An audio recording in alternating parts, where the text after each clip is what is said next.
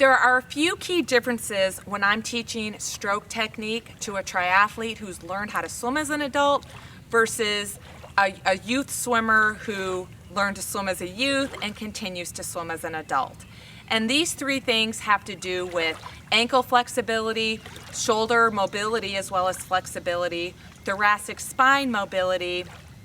and these three things are going to impact rotation, propulsion, and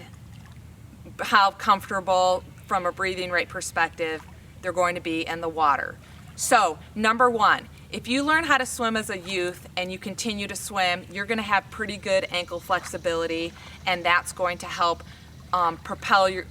through the water. And I use more kicking drills and more longer strokes. When I'm teaching a youth swimmer, they have a little bit longer stroke rate, longer strokes, because they're using their kick to propel themselves, because they have flexible ankles and they understand how to use their quads and hip flexors due to more ankle flexibility. Also, when I'm teaching a youth, I teach more of what's called an early vertical forearm, where as soon as they enter the water, they pop their elbow up, they do the high elbow early vertical catch, and then they follow through, versus when I'm teaching an adult who learns to swim as an adult, I teach more of a lower vertical forearm where they don't pop their elbow up as soon as they enter a little bit deeper, then they pop their elbow up lower in the water, not on the surface, and they follow that through with the push. And their rotation's going to be different because of the flexibility and the mobility in their thoracic spine. So, youth swimmers have more ankle flexibility. Youth swimmers have more mobility in their shoulders, that they're able to get a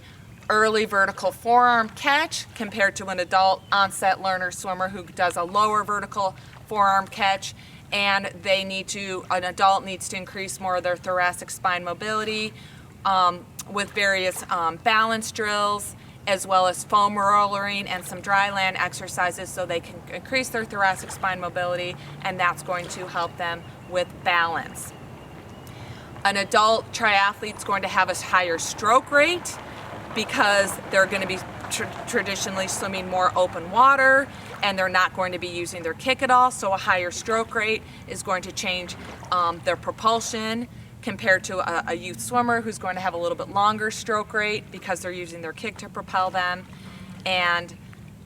it's just a few different drills that I teach to youth swimmers compared to adult swimmers.